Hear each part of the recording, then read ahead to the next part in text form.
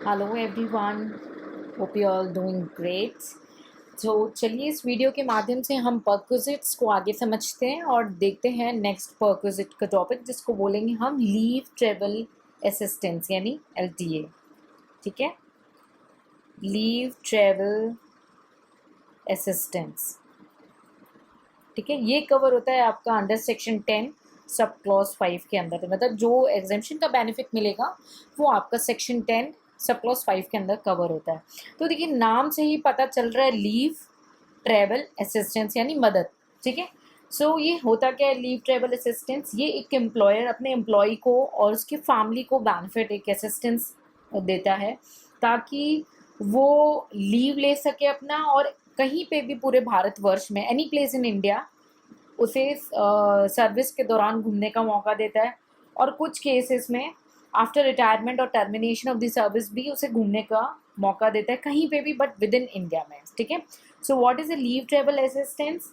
It is provided by the employer to be an employee and his family in connection with the proceedings on the leave to any place in India while in service, proceeding to any place in India after retirement or termination from the service। तो आई hope आपको जो meaning है यहाँ पे वो clear हो गई हो। ठीक है, मीनिंग, बट यहाँ पे ध्यान देना है इंडिया में मिलेगा। ठीक है, इंडिया में उसको मिल रहा है, और वाइल इन सर्विस भी मिल रहा है, ड्यूरिंग द सर्विस भी मिल रहा है, during service and after service, both the cases में उसको ये बेनिफिट मिल रहा है। ठीक है, उसके बाद आपने यहाँ पे एक वर्ड सुना बार बार जो रिपीट हो रहा है वर्ड, वो है फैमिली। तो भाई फैमिली में कौन कौन इंक्लूड होगा देखते हैं। फैमिली, ठीक है, सो फैमिली में इंक्लूड होता है स्पाउस, यानी अगर हस्बैंड काम कर रहा है तो वाइफ, और वाइफ कर रही है तो हस्बैंड। ठीक है, और इंडिविजुअल के चाइल्ड यानी उनके खुद के बच्चे। ठीक, और उसके बाद कौन है? Parents, brother and sisters. ठीक है, जो कि होली पूरे तरीके से या मेनली डिपेंडेंट होंगे इन दोनों केस में। ठीक है, डिपेंडेंट होंगे। So what the family includes in case of an individual?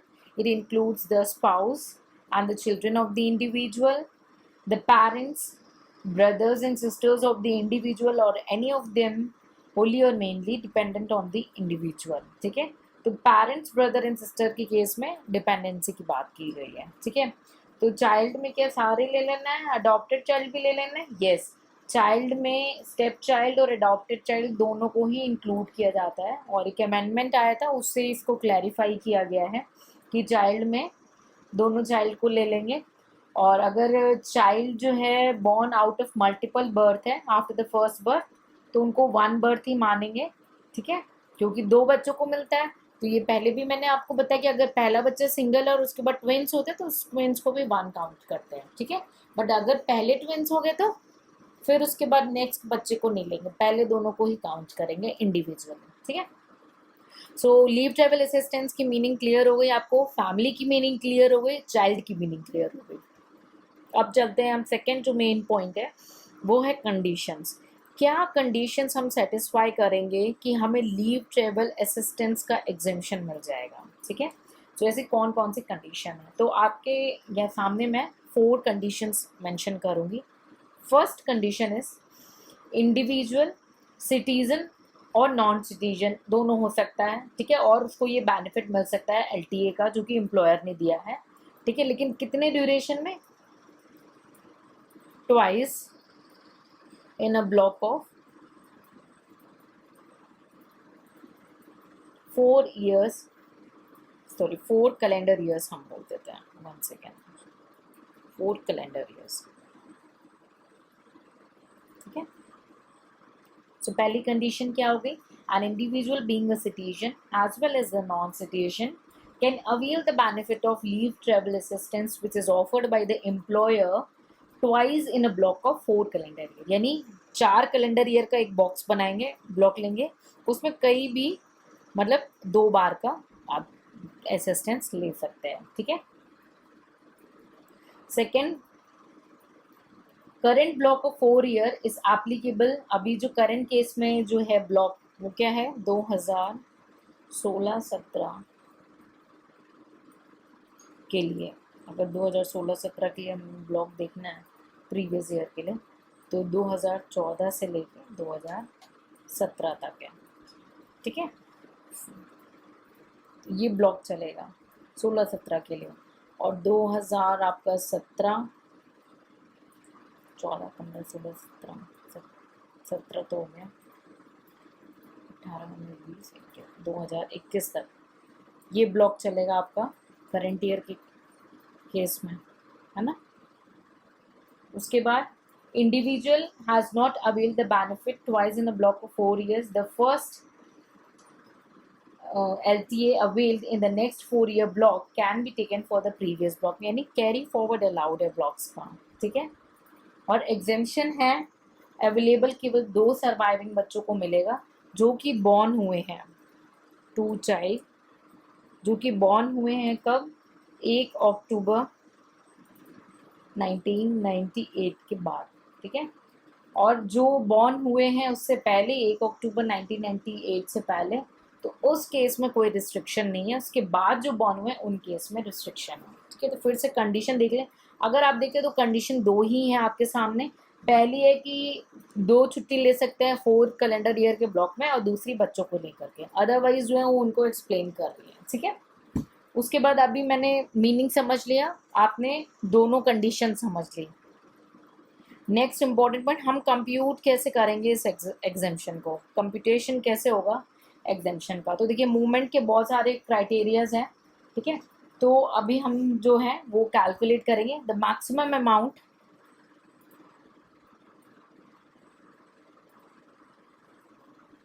Exemption का क्या होगा, मैक्सिमम अमाउंट क्या होगा, कॉस्ट जो खर्चा हुआ, cost of travel on shortest route,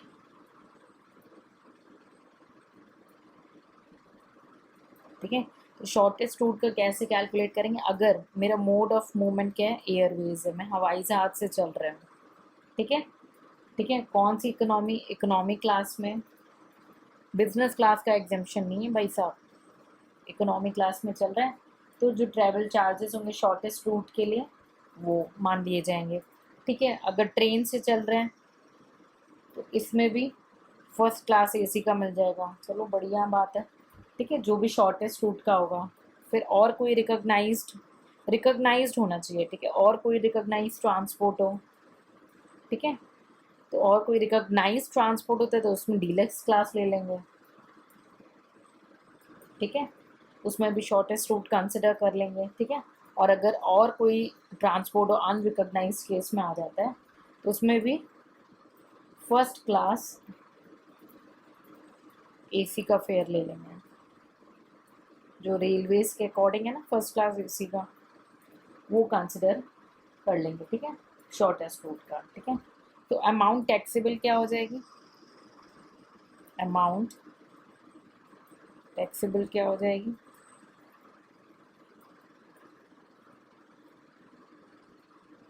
any some received, कोई भी अमाउंट जो रिसीव्ड हो रही है, ठीक है। कोई भी जो अमाउंट रिसीव्ड हो रही हो लेस यहाँ पे जो हमने डिस्कस किया है शॉर्टेस्ट रूट का खर्चा, वो माइनस हो जाएगा, बैलेंस आपकी टैक्सेबिलिटी वैल्यू आ जाएगी, ठीक है। लेकिन आप ये नोटिस कर लेंगे कि जो अमाउंट एग्जेम्प्ट हो रहा है, ठीक है, वो किसी भी केस में जो खर्चा हुआ है इस ट्रैवल, जो भी खर्चा किया है उससे ज़्यादा नहीं होगा, ऑब्वियसली एग्जेम्पशन अमाउंट खर्चे से कम होगा। तो एक शॉर्टेस्ट वे में हम बोल सकते हैं कि अमाउंट एग्जेम्प्ट और खर्चा whichever is lower is allowed as an exemption, ठीक है। तो टैक्सेबल का केस कब आ जाएगा,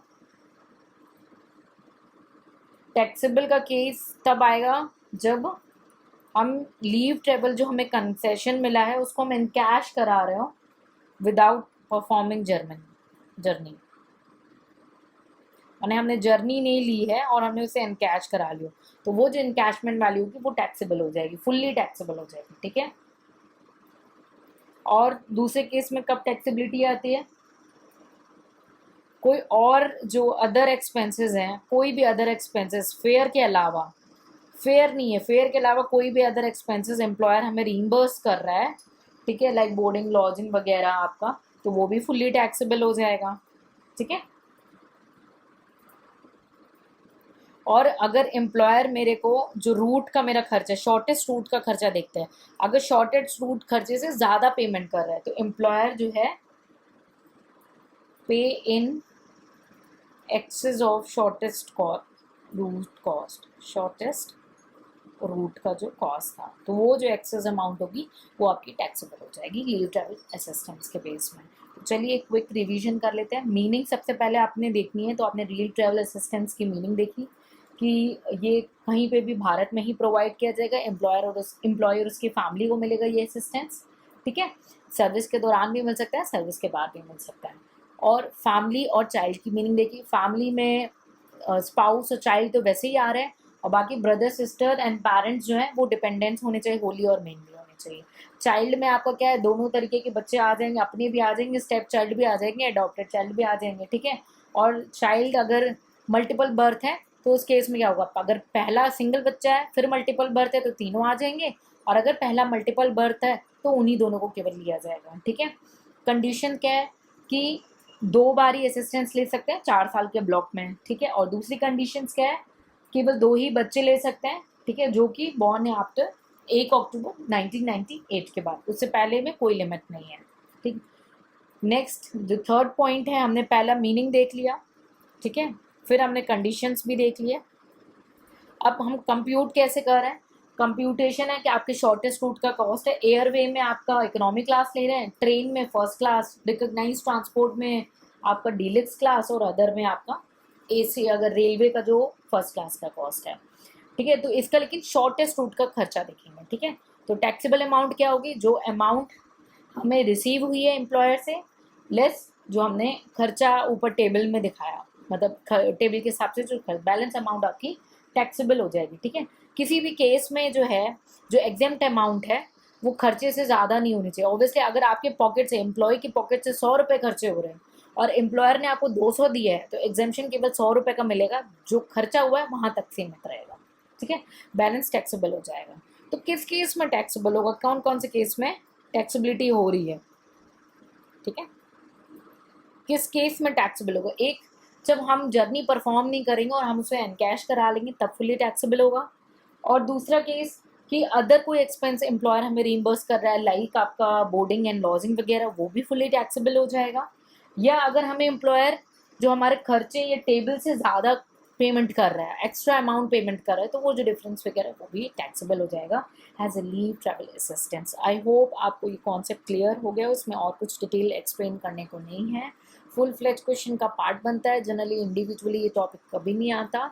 So in case any doubt, please free to ask in the comment section. Keep working hard and stay tuned. Good luck. See you in the next lecture.